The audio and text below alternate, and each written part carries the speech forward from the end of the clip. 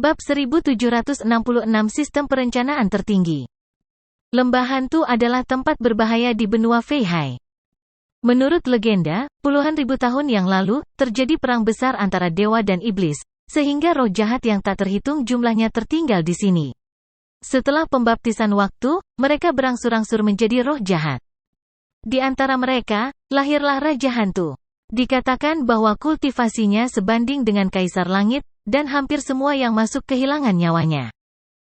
Lokasi transaksi ditetapkan di Lembah Hantu. Yang mulia yang hadir semua mengubah ekspresi mereka dan tidak berani pergi. Tapi suara yang tiba-tiba muncul ini seperti suara alam, membawa cahaya bagi semua orang. Pria parubaya, yang masih khawatir tentang bagaimana meyakinkan semua orang, memiliki ekspresi terkejut di matanya. Yang mana rekan Doi itu? Kamu benar-benar panutan bagi generasi kami. Amitabha, biksu yang rendah hati ini bersedia pergi. Seorang pria muda melangkah keluar dari kerumunan dan berdiri di depan semua orang. Di belakangnya ada biksu lain yang tampak seperti seorang pemuda. Ini, Tuan Fahui. Pria parubaya itu tidak tahu siapa Suke, tapi dia mengenali Fahui. Kamu benar-benar datang juga. Mendengar nama Fahui, orang-orang di sekitarnya memasang ekspresi berbeda dan mulai berdiskusi dengan suara rendah. Ini sebenarnya Fahui. Tubuh Buddha lahir alami yang legendaris, favorit panas untuk putra Buddha tahun ini? Dalam hal ini, baru-baru ini sidang putra Buddha berakhir, jadi seharusnya rekan Daois Fahui yang menjadi putra Buddha, kan?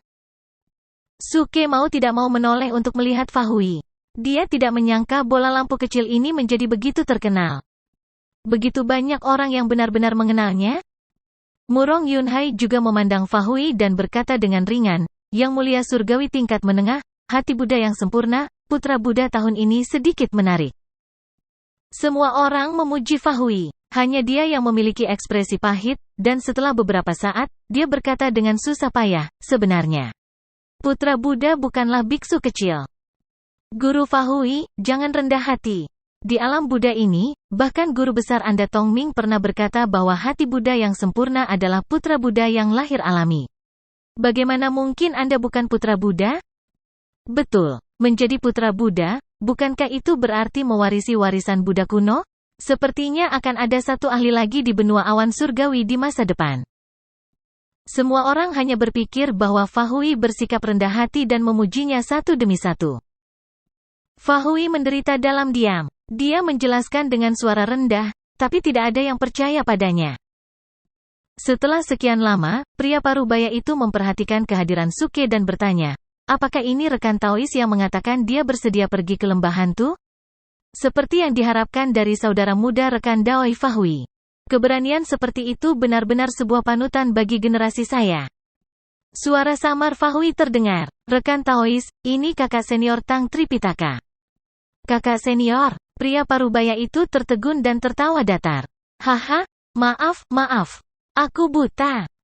Kakak Tang Suanang, adalah Arhat generasi ini. Oh, Arhat, senang bertemu denganmu. Apa Arhat? Saat pria parubaya itu berbicara, matanya tiba-tiba melebar dan dia berkata dengan heran, rekan Taois Fahui, Anda mengatakan bahwa guru besar Tang Sanang ini adalah Arhat dari sekte Buddha Anda? Fahui menyatukan kedua telapak tangannya dan membungkuk, Amitabha, benar. Untuk sesaat, Suke menarik perhatian semua orang.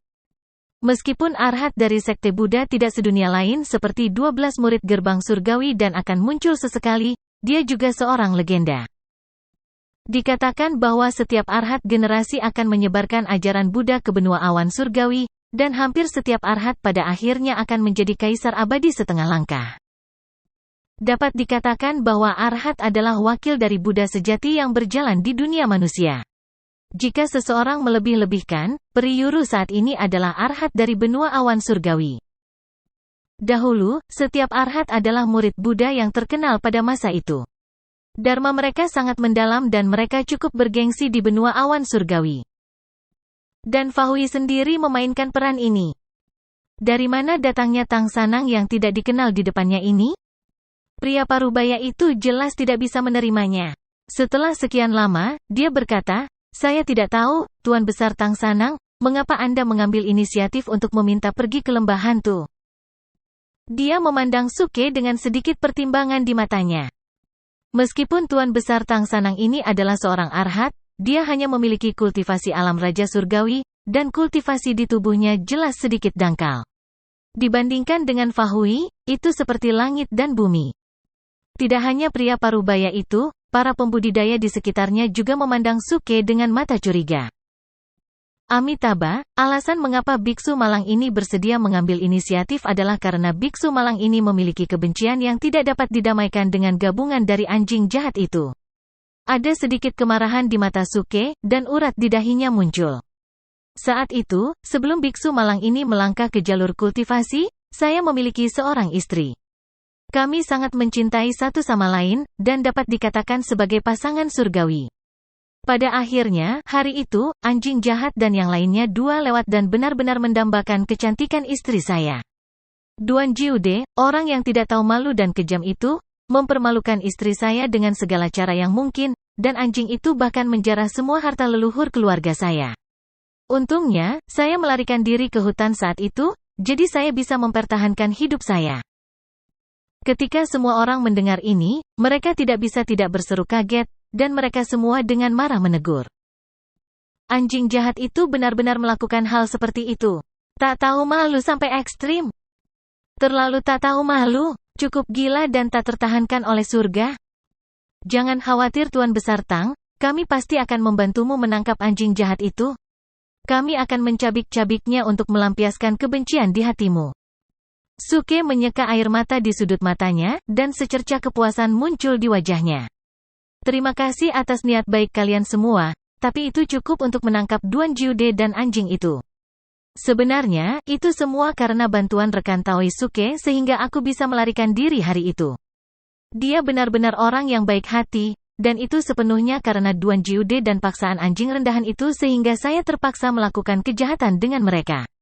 Saya harap semua orang bisa lebih murah hati terhadap Su Daoyu, karena dia tidak punya pilihan lain. Bagaimanapun, Su Daoyu itu tidak hanya tinggi, tampan, dan ramah tamah, tapi dia juga baik hati, benar, dan baik hati. Saat dia berbicara, Suke tiba-tiba menyadari tatapan aneh semua orang, dan baru saat itulah dia berhenti memuji dirinya sendiri.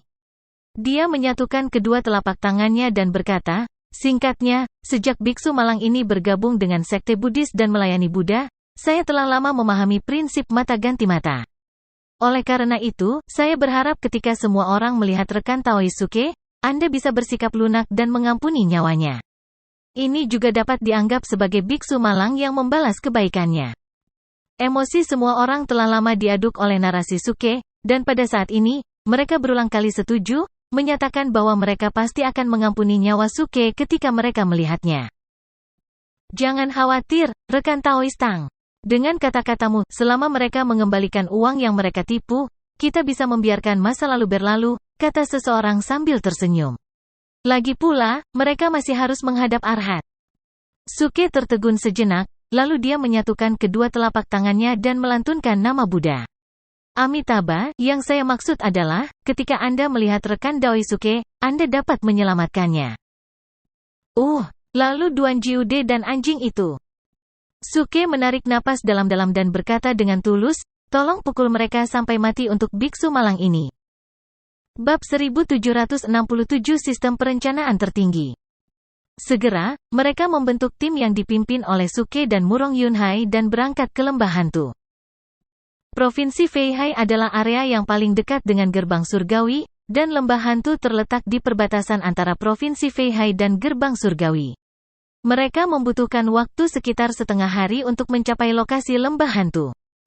Sepanjang jalan, Suke berhasil memenangkan hati semua orang dengan pengalaman tragisnya, kepribadiannya yang brilian, dan kefasihan berbicara yang luar biasa.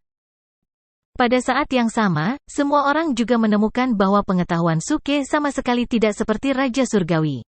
Dia tidak hanya memiliki pemahaman yang mendalam tentang metode kultivasi, tetapi dia juga memiliki pemahaman yang baik tentang Dao, yang membuat orang semakin mengaguminya. Tapi tentu saja, ini tidak termasuk Murong Yunhai dan kelompoknya. Dari mana Tang Xuanang ini berasal? Murong Yunhai berjalan di belakang tim dan berbisik kepada adik laki-lakinya. Mereka bertiga menggelengkan kepala, menunjukkan bahwa mereka belum pernah mendengar tentang orang seperti itu, yang membuat Murong Yunhai semakin bingung. Sebagai murid Kaisar Surgawi Gerbang Surgawi, mereka memiliki saluran intelijen mereka sendiri. Mereka tahu hampir semua pembangkit tenaga muda di seluruh benua Celestial Cloud. Bahkan Fahui, seorang pertapa yang berkultivasi dalam agama Buddha sepanjang tahun, tercatat di Gerbang Surgawi. Tapi Tang Xuanang tidak. Tidak hanya tidak ada catatan tentang dia, tetapi mereka belum pernah mendengar nama ini sebelum hari ini. Ada satu kemungkinan, Sangguan Ruiqian tiba-tiba berkata, Tang Xuanang ini belum pernah muncul di depan dunia sebelumnya. Lalu apa bedanya dia dengan Fahui? Duan mulai bertanya dengan ragu. Bahkan jika itu Fahui, kami tahu keberadaannya. Tidak, maksudku, sejak dia melangkah ke jalur kultivasi, dia tidak pernah muncul di depan dunia lagi, kata Sangguan Ruiqian dengan serius. Sangguan Ruiqian berkata dengan serius, pikirkan baik-baik. Jika apa yang dia katakan itu benar, lalu bagaimana dia mendapatkan kultivasi tahap Raja Abadi saat ini? Dapatkah Anda menebak siapa yang dapat membuat langkah kultivator setengah matang ke alam Raja Surgawi dalam waktu singkat? Waktu? Petik 2. Ketika mereka mendengar ini, ekspresi mereka berubah. Hal semacam ini pernah terjadi pada mereka sebelumnya. Hampir semua dari 12 murid Gerbang Surgawi telah dipromosikan ke alam Raja Surgawi dengan kecepatan tercepat, dan alam selanjutnya secara perlahan dikembangkan dan diintegrasikan. Oleh karena itu, mereka dapat melangkah ke alam Celestial Prime di usia muda karena seseorang telah membantu mereka menyelesaikan terobosan di alam sebelumnya. Hanya Kaisar Langit yang bisa melakukan semua ini. Maksudmu, seorang Kaisar Langit membantunya menyelesaikan tahap awal kultivasi? Ekspresi Murong Yunhai sedikit berubah. Mari kita tidak membicarakan apakah ada Kaisar Abadi lainnya atau tidak. Bahkan jika itu kami berada di antara hidup dan mati. Apakah Anda lupa berapa banyak saudara dan saudari yang kita miliki? Petik 2. Awalnya, ada 108 murid Gerbang Surgawi, tetapi karena metode kultivasi ini, hanya 12 yang selamat. Mungkin aku terlalu memikirkannya. Tapi bagaimanapun juga, bakatnya pasti mirip dengan kita. Bahkan mungkin saja dia melampaui kita. Ye Suo dengan sungguh-sungguh berkata, semua orang sebaiknya lebih memperhatikannya. Saya menduga bahwa targetnya bukanlah anjing jahat, tetapi warisan Kaisar Abadi. Jangan lupa, anjing jahat hanyalah target sekunder kita. Target sebenarnya harus menjadi warisan Kaisar Abadi. Tebakan Suke benar. Di permukaan, orang-orang ini datang untuk menangkap anjing jahat itu. Tetapi pada kenyataannya, target mereka adalah warisan Kaisar Abadi. Murong Yunhai terdiam sesaat, lalu dia berkata, tidak peduli apa, kita harus lebih memperhatikan gerakan orang ini, untuk berjaga-jaga.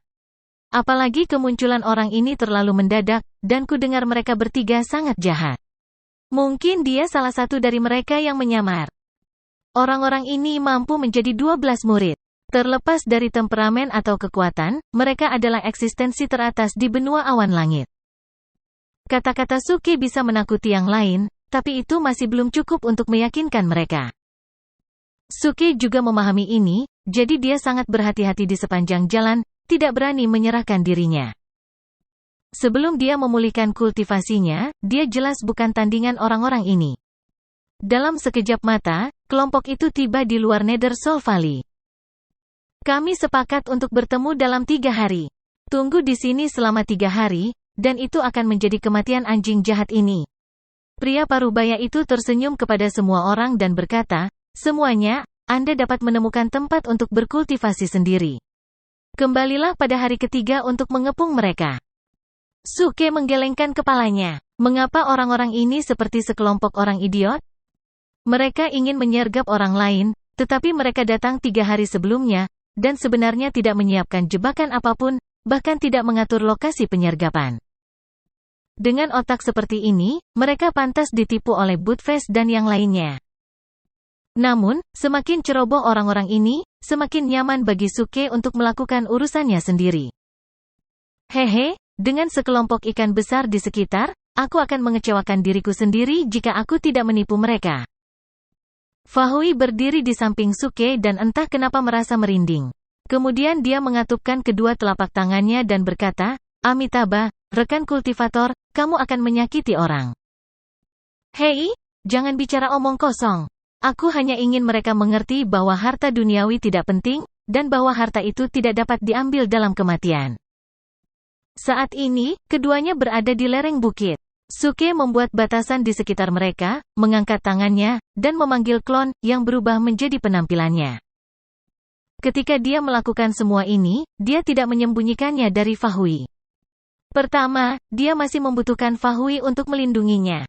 Kedua, apapun yang terjadi, dia tetaplah Arhat. Sebagai seorang Buddhis, Fahui bisa dikatakan patuh pada kata-kata Arhat. Selama tidak bertentangan dengan prinsip hidupnya, Fahui hampir menyetujuinya tanpa prinsip apapun. Ini membuat Suke merasa bahwa dia jauh lebih dapat diandalkan daripada dua pembuat onar, Budfest dan Duan Jiude. Namun, sebelum dia bisa keluar, Murong Yunhai datang untuk menemukannya. Rekan kultivator Sanang, suatu kehormatan bertemu dengan Anda. Saya sudah lama terpesona oleh rumor Buddha Arhat. Hari ini, saya datang untuk melihat penampilan heroik Arhat. Murong Yunhai melambaikan kipasnya dan dengan santai bergoyang. Suke meliriknya dan berkata sambil tersenyum, jadi itu Murong tertinggi gerbang surgawi. Maafkan aku karena tidak mengenalimu. Aku ingin tahu apakah Murong tertinggi abadi mengenal seseorang bernama Ouyang Ke? Siapa itu? Murong Yunhai tercengang dan bertanya dengan bingung. Seorang kultivator yang sangat aku kagumi. Sikapmu bisa dikatakan sangat mirip dengannya. Suke menyatukan kedua telapak tangannya dan berkata dengan suara yang dalam, saya ingin tahu mengapa Anda datang, Yang Mulia? Murong Yunhai melambaikan kipasnya dan mengeluarkan sebuah kotak kayu kecil. Sebenarnya, anjing jahat itu pernah mencoba memasuki gerbang surgawi kita untuk mencuri harta. Kami hampir menangkapnya, tetapi pada akhirnya, mereka masih lolos. Ketika mereka melarikan diri, mereka menjatuhkan benda ini. Seharusnya ada gunanya bagimu, Yang Mulia. Yang Mulia.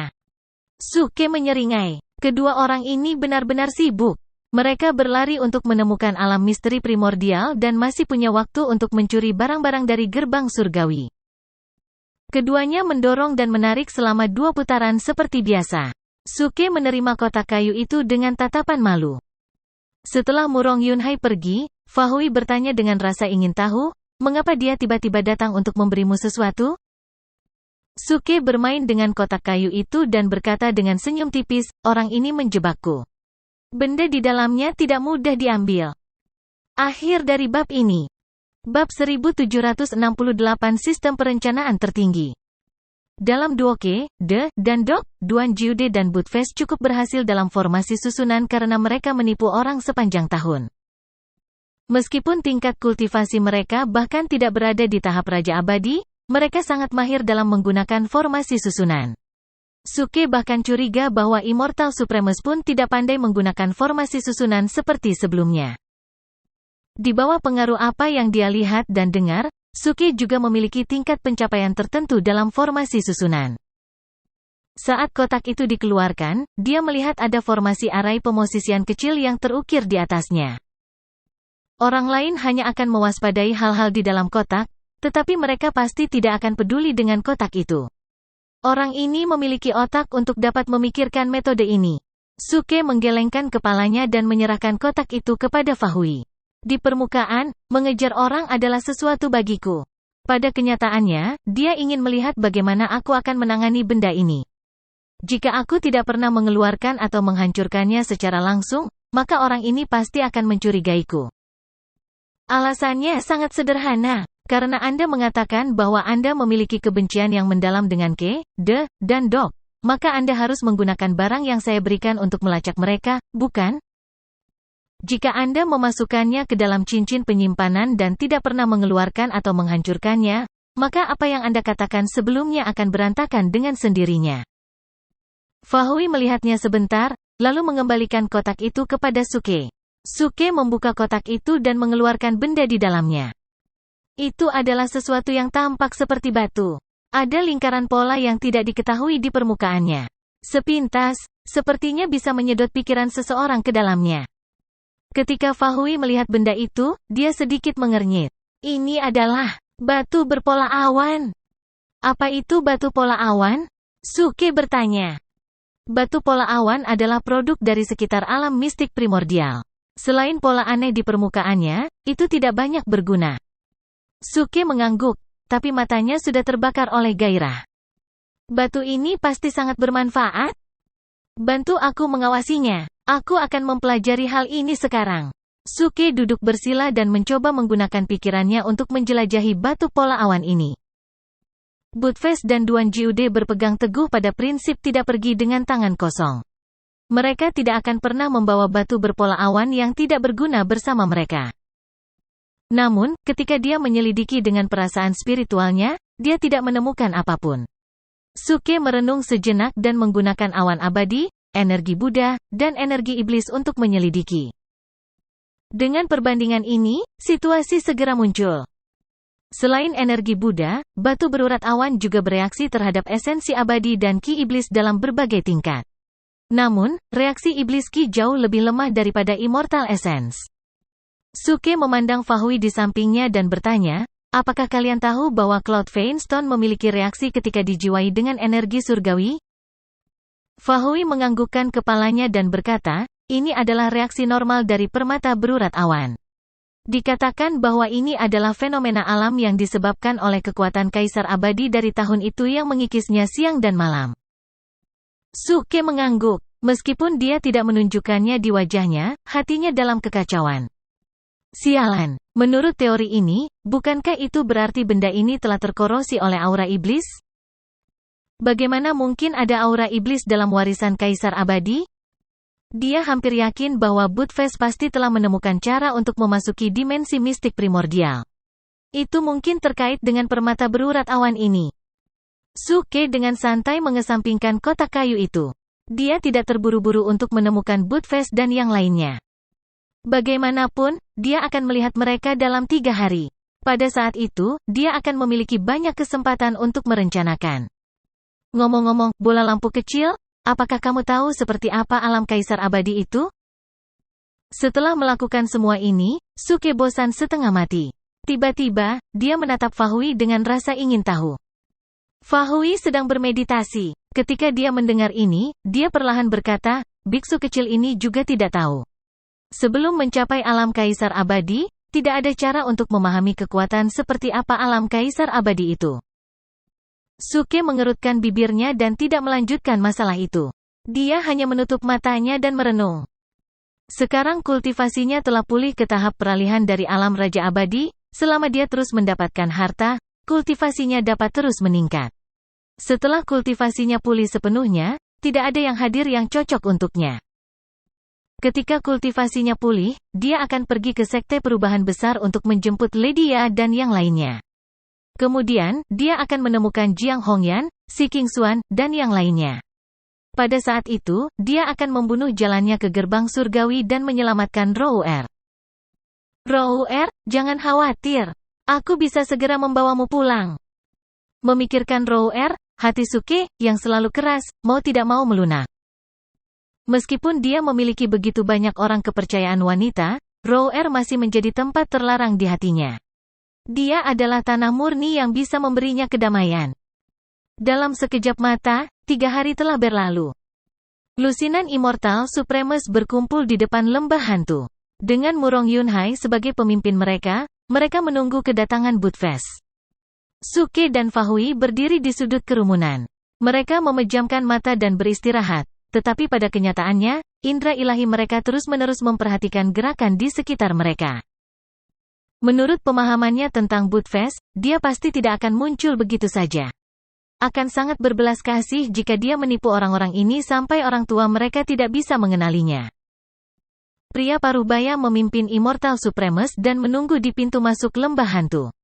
Demikian pula, dia menggunakan indera ilahi untuk memantau lingkungan sekitar, siap untuk mengambil tindakan kapan saja. Hahaha, aku tidak menyangka kamu begitu tepat waktu. Sepertinya kamu menantikan kedatanganku. Pada saat ini, tawa yang sangat tercela terdengar. Budfest terlihat menginjak awan ajaib. Jubah merahnya berkibar di belakangnya, dan dia mengenakan kacamata hitam dan celana berbunga-bunga. Dia sedang berjalan ke arah mereka. Suke melihat sekeliling dan segera mengerti betapa semua orang membenci Budfest. Penampilan orang ini saja membuat banyak orang mengepalkan tangan. Rekan anjing Tao, apakah Anda membawa barang yang kami minta? Pria parubaya itu maju selangkah dan berkata dengan suara yang dalam. Buttface melompat turun dari awan ajaib, meletakkan tangannya di pinggangnya, dan berkata dengan arogan, "Sudah berapa kali aku memberitahumu untuk memanggilku Tuan Dewa-Dewa? Apakah kamu mengerti?" Tuan Dewa-Dewa. Wajah pria parubaya itu penuh dengan penghinaan, dan kebencian di matanya bahkan lebih berat. "Saya ingin tahu apakah Anda telah membawa barang yang kami minta? Apa yang kamu bicarakan? Dewa ini selalu jujur saat berbisnis." Buttface mengeluarkan kotak kayu dari belakangnya dan meletakkannya di tanah. "Ini adalah peta lembah hantu yang kamu inginkan. Dewa ini menghabiskan banyak upaya untuk mendapatkannya. Aku khawatir bahkan 3 hari 3 malam tidak akan cukup untuk menjelaskan bahayanya." Pria parubaya itu mengedipkan mata pada orang-orang di sekitarnya dan hendak melangkah maju untuk berdagang ketika Suke tiba-tiba bangkit dan berkata, "Amitabha, biarkan biksu malang ini pergi." "Rekan Tang Tao, anjing ini sangat jahat. Pasti ada batasan yang sangat berbahaya di sekitarnya. Apakah kamu yakin ingin pergi?" Biksu yang malang dan anjing ini benar-benar tidak dapat didamaikan. Impian seumur hidup saya adalah untuk menangkap anjing ini dan memulihkan kedamaian di benua awan langit. Suke berkata dengan benar. "Jadi, biarkan biksu malang ini pergi." Saat dia mengatakan ini, matanya memancarkan cahaya keadilan, yang membuat orang merasa nyaman. "Oke, rekan-rekan Taois, mari berjaga-jaga untuk rekan Taois Tang." Pria parubaya itu bersemangat dan segera memimpin semua orang untuk berdiri di sisinya. Suke mengangguk pada kerumunan dan berjalan menuju Buttface. Buttface memandangi sosok Suke yang mendekat dan bertanya-tanya, "Mengapa aku belum pernah melihatmu sebelumnya?" Suke menyeringai dan berkata dengan suara yang hanya bisa didengar oleh mereka berdua, "Karena aku ayahmu, bajingan."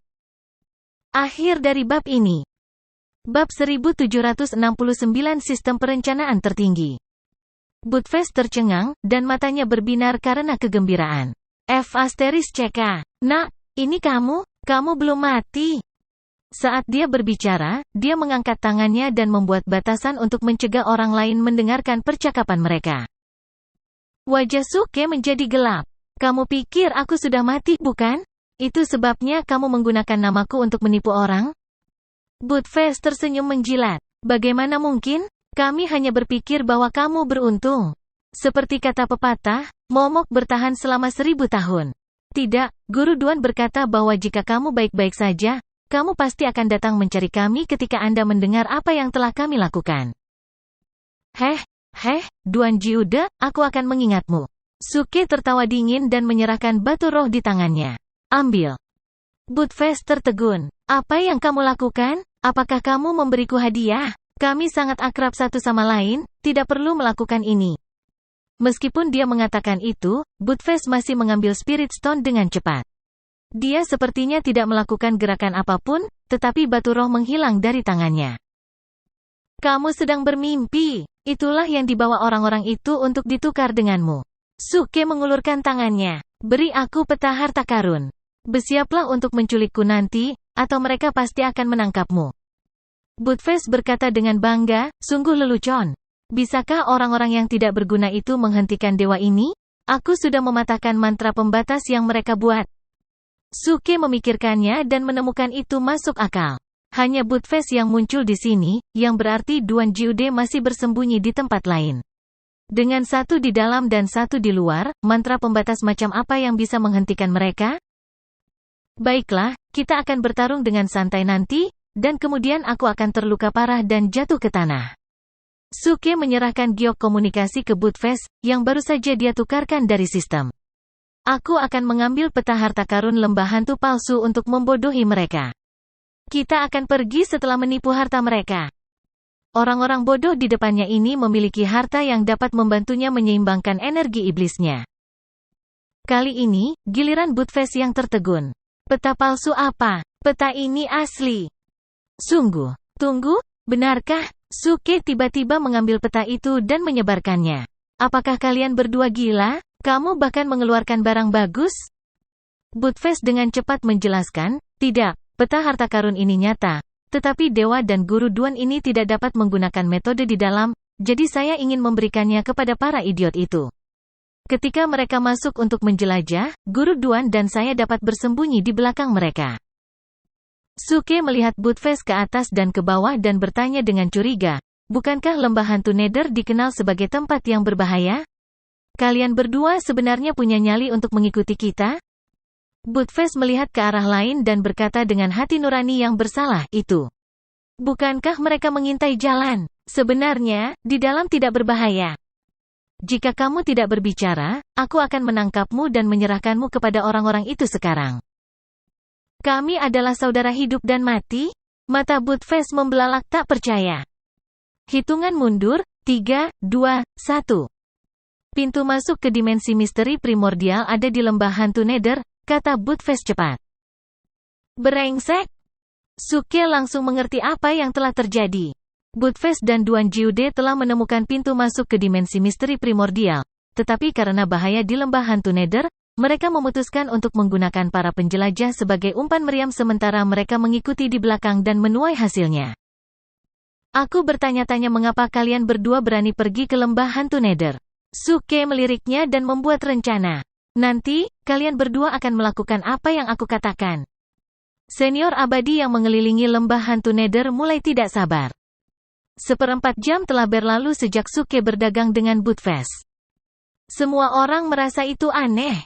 Berbicara secara logis, Suke seharusnya mengirim sinyal untuk mengumpulkan semua orang untuk menangkap anjing tercela itu setelah memastikan bahwa itu adalah yang sebenarnya. Namun, pria dan anjing itu sudah mulai mengobrol saat mereka bertemu dan bahkan menyelesaikan perdagangan, tetapi Suke masih tidak mengirim sinyal. Pria parubaya itu tidak bisa tidak merasa khawatir. Apakah sesuatu terjadi? Mengingat betapa tidak tahu malunya Suke, pria parubaya itu merasa sulit baginya untuk membayangkan apa yang direncanakan anjing itu dengan imajinasinya yang buruk. Di antara 4 keajaiban, Yasuo, yang memiliki temperamen terburuk, berdiri dan berkata dengan kesal, aku tidak bisa menunggu lebih lama lagi. Kalian benar-benar harus sangat berhati-hati di sekitar anjing yang bahkan bukan senior abadi. Begitu memalukan. Orang-orang di sekitarnya memiliki ekspresi jelek. Kata-kata Yasuo setara dengan memarahi mereka semua. Mungkin rekan Dao Tang menemukan sesuatu, jadi dia ditunda untuk sementara waktu. Pria parubaya itu ingin memuluskan semuanya, tetapi dia tiba-tiba mendengar seseorang berteriak di tengah kalimatnya. Mereka berkelahi. Dia menoleh dengan tiba-tiba dan melihat bahwa Suke sudah mulai berkelahi dengan Buttfast. Hari ini, aku akan menegakkan keadilan atas nama surga. Suke meraung, dan cahaya keemasan menyembur dari telapak tangannya saat dia menyerang Buttfast. Wajah Buttfast penuh dengan penghinaan. Dia melangkah maju dan meninju, menghancurkan cetakan telapak tangan. Kamu hanya menunjukkan sedikit keahlianmu di depan seorang ahli. Segera setelah itu, Buttfast mengeluarkan pisau panjang dan meletakkannya di leher Suke. Dia berteriak kepada orang-orang di sekitarnya, dengar, kalian semua. Jika ada yang berani melangkah maju, saya akan memenggal kepala biksu itu. Yasuo tertawa dan berkata, apakah menurutmu kami peduli dengan kehidupan orang ini? Namun, selain dia, yang lain agak ragu-ragu. Bagaimanapun, Suke telah menunjukkan pemikiran yang luas dan pengetahuan yang mendalam di sepanjang jalan. Banyak orang memiliki kesan yang baik tentang dia, jadi tidak dapat dihindari bahwa mereka akan sedikit ragu untuk menyerang. Pada saat itu, Suke tiba-tiba berteriak, semuanya, jangan ragu. Keluarkan mantra terkuatmu dan serang aku. Hari ini, biksu tanpa uang ini akan binasa bersama anjing jahat ini. Seperti kata pepatah, jika aku tidak pergi ke neraka, siapa lagi? Beku malang ini bersedia menggunakan kehidupan rendahan ini sebagai ganti kedamaian benua awan langit. Kata-katanya bisa dikatakan kuat dan kuat. Setiap orang yang mendengarnya meneteskan air mata. Apa itu putra Buddha Buddhis? Lihatlah kesadaran ideologisnya, lihatlah standar moralnya, siapa yang tahu berapa kali lebih tinggi dari mereka? Pria parubaya itu mengertakkan gigi dan melambaikan tangannya. Karena rekan Tang mengatakan demikian, maka kita. Segera setelah itu, dia mendengar Suke meraung lagi. Bahkan jika dia memberitahumu bahwa peta harta karun lembah hantu itu nyata, dan bahwa lembah hantu adalah pintu masuk ke dimensi misteri primordial, jangan percaya. Semua ini adalah kebohongan yang dibuat oleh anjing jahat ini. Semuanya, cepat dan hancurkan aku dan anjing jahat ini. Ketika semua orang mendengar ini, seolah-olah mereka disambar petir. Mereka mengira hanya ada satu kemungkinan bagi Suke untuk meneriakkan kata-kata seperti itu karena kebencian antara dia dan anjing jahat itu. Peta itu nyata, pintu masuknya juga nyata. Tetapi untuk membiarkan mereka membunuhnya dan Buttfast bersama-sama, dia mengatakan bahwa ini semua palsu. Pria parubaya itu melambaikan tangannya dan berkata dengan cemas, kamu harus menyelamatkan rekan Tang. Jangan sakiti dia, dan peta di tangannya. Suke dan Buttfast saling memandang dan sedikit mengangguk pada saat bersamaan. Bagus sekali, ikan besar sudah mengambil umpannya. Bab 1770 Sistem Perencanaan Tertinggi. Bocah cilik, rencanamu sangat efektif. Buttfast berkata dengan suara rendah saat dia menggerakkan pergelangan tangannya, yang memegang pedang panjang. Omong kosong, sekelompok orang ini ada di sini untuk tanah misteri primordial. Ditambah dengan fakta bahwa aku, orang suci yang bertindak tangguh, memiliki kebencian yang mendalam padamu dan memiliki citra yang benar, mereka pasti akan berpikir bahwa peta ini nyata dan bahwa lembah hantu adalah pintu masuk ke tanah misteri primordial. Ekspresi Suke tidak berubah, dan bibirnya bergerak. Aku hanya ingin mereka membunuhmu dan aku, jadi aku memberitahu mereka bahwa peta itu palsu. Luar biasa, ini benar-benar plot terbuka. Guru Su, kamu semakin jahat. Kamu menyanjungku, Guru Buttfast. Aku masih jauh darimu dalam hal tidak tahu malu. Kamu terlalu sopan. Saya pikir mereka yang ingin mencapai hal-hal hebat tidak peduli dengan hal-hal sepele. Kamu sangat ambisius, dan kamu tidak takut membunuh seluruh keluargamu. Serangan balik yang bagus, jadi apa yang harus kita lakukan selanjutnya? Buttfast menggosok tinjunya dan sangat ingin beraksi.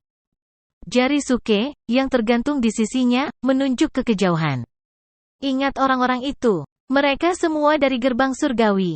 Nanti, kamu akan mengusulkan untuk membuat kesepakatan dengan mereka. Menipu mereka sampai mati. Menipu mereka dengan sangat buruk sehingga bahkan orang tua mereka tidak dapat mengenali mereka. Mengerti? Pada saat yang sama, kelompok Celestial Prime yang mencoba mengepung Buttfast juga mendekati mereka. Yesuo, yang merupakan pemimpinnya, berkata dengan tidak sabar, jangan berpikir bahwa dengan menggunakan benda ini sebagai umpan, kami akan menyerah. Martabat gerbang surgawi tidak boleh dilanggar. Kamu Suo, tutup mulut. Murong Yunhai berkata tanpa ekspresi saat dia sepenuhnya menunjukkan keterampilan kepemimpinannya. Jadi, peta itu ada di tangan rekan kultivator Tang sekarang? Buttfast mencibir dan mendorong kacamata hitamnya. Jubahnya berkibar di belakangnya. Aku selalu jujur, apakah kamu pikir semua orang seperti kamu? Kamu bahkan tidak melakukan bisnis dengan benar. Kamu hanyalah sampah yang tidak tahu malu. Petik 2. Semua orang mengutuk dalam hati mereka. Mereka bertanya-tanya siapa sampah tak tahu malu itu. Bukankah kalian bertiga adalah trio jahat yang selama ini menjual barang palsu dan menipu orang? Di mana dia mendapatkan wajah untuk mengutuk orang lain dengan begitu benar? Namun, mereka tidak berani mengucapkan kata-kata ini sekarang. Mereka takut bahwa mereka secara tidak sengaja akan membuat Buttfast marah. Pada saat itu, dia akan menggorok leher rekan Taoistang dan melarikan diri. Mereka mungkin tidak akan pernah bisa menemukan pintu masuk ke dimensi mistik primordial sepanjang hidup mereka. Saya pernah mendengar sebelumnya bahwa Su De Gou selalu sangat dapat dipercaya dalam melakukan bisnis. Dia adalah seorang pengusaha yang teliti, kata Murong Yunhai sambil tersenyum. Orang terakhir yang mengatakan itu sudah mati. Buttfast tersenyum dan menunjukkan ekspresi ganas. Hentikan omong kosong. Sekarang saatnya merampok. Laki-laki ke kiri dan perempuan ke kanan. Serahkan pakaianmu. Tidak, serahkan semua barang berhargamu.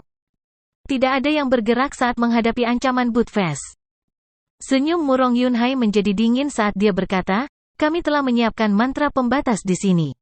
Bahkan jika kamu membunuh rekan Taoistang, kamu tidak akan bisa melarikan diri. Hehe, menurutmu mengapa Guru Duan belum muncul? Buttfast berkata dengan jijik. Murong Yunhai tercengang dan tiba-tiba menyadari masalah krusial ini. Vicious Dog dan Duan Jiude adalah dua orang yang paling mahir dalam formasi dan mantra pembatas di antara anjing jahat dan Duan Jiude. Mantra pembatas yang dibuat oleh anjing jahat dan Duan Jiude hanya dapat dipatahkan dalam waktu singkat dengan kemampuan mereka. Kaca. Saat dia memikirkan hal ini, suara sesuatu yang pecah tiba-tiba datang dari sekelilingnya. Dia berbalik dan menemukan bahwa kekosongan itu pecah seperti cermin kaca. Itu adalah mantra pembatas yang sangat indah yang telah mereka buat sebelumnya dihancurkan oleh seseorang. Dia melihat Duan Jiude muncul di kejauhan. Dia meletakkan tangannya di pinggangnya dan tertawa. Bodoh, aku bisa dengan mudah menghancurkan mantra pembatas sampahmu hanya dengan satu jari. Buttface juga tertawa saat melihat ini. Trik apa lagi yang kamu miliki sekarang? Dengarkan pengaturan dewa ini dan dewa ini akan menyelamatkan nyawa biksu kecil ini. Kami, Sudegou, tidak tertarik dengan dimensi mistik primordial. Saya jamin kami tidak akan bertarung dengan Anda untuk itu. Petik 2. Apakah kamu serius? Pria parubaya itu ragu-ragu dan berkata dengan suara yang dalam. Dia selalu khawatir jika mereka menyelamatkan Suke, Buttface dan Duan Jiude akan mencuri warisan dan melarikan diri. Pada saat itu, mereka akan benar-benar bebas. Tidak peduli seberapa mampu mereka, mereka tidak akan bisa mengejar mereka. Tetapi jika Sudegou dan yang lainnya tidak tertarik dengan dimensi mistik purba, maka Tang Sanang adalah satu-satunya yang mengetahui pintu masuk ke dimensi mistik purba dan memiliki peta harta karun lembah hantu. Buttface tampak tidak sabar dan melambaikan tangannya. Kamu masih tidak percaya padaku? Dewa ini bersumpah dengan jalan surgawi bahwa jika dewa ini mengikutimu untuk merebut warisan kaisar abadi dimensi mistik primordial, aku akan disambar petir dan mati dengan kematian yang mengerikan. Saat suaranya jatuh, kekuatan yang tak terlukiskan menyebar di kehampaan. Tekanan berat tiba-tiba turun dan kemudian menghilang. Itu adalah sumpah yang dibuat oleh jalan surgawi setelah mendengarnya. Benua awan surgawi adalah tempat terdekat dengan jalan surgawi. Di sini, sumpah apapun yang dibuat dengan jalan surgawi sebagai tujuan akan terpenuhi. Melihat Buttface benar-benar melakukan ini, pria parubaya dan Murong Yunhai saling memandang dan benar-benar santai. Oke, kalau begitu kami berjanji padamu. Apa yang kamu inginkan? Kata Murong Yunhai. Buttface memutar matanya dan berkata dengan marah, apakah kamu tidak mendengar apa yang baru saja aku katakan? Sekarang saatnya untuk merampok. Serahkan semua barang berhargamu. Jangan pergi terlalu jauh. Yasuo mengangkat tangannya dan bersiap untuk menembakkan seuntai kekuatan inti surgawi, tetapi dihentikan secara paksa oleh Murong Yunhai. Jangan impulsif. Sejauh yang aku tahu, meskipun anjing jahat ini berhati hitam, dia masih sangat berhati-hati dalam berbisnis. Murong Yunhai jauh lebih dewasa dari Yasuo. Dia berkata dengan suara yang dalam, serahkan semua hartamu. Ketika semua orang mendengar ini, wajah mereka langsung dipenuhi dengan keengganan. Mengapa kita harus menyerahkan semua barang kita? Benar, kesepakatan itu dibuat olehmu. Mengapa kami harus menyerahkan barang-barang kami? Ini tidak adil. Pada saat ini, kekuatan agung meledak, seolah-olah seorang ahli tiada taraf telah turun. Wajah Murong Yunhai suram, dan kekuatan inti surgawi di sekujur tubuhnya melonjak.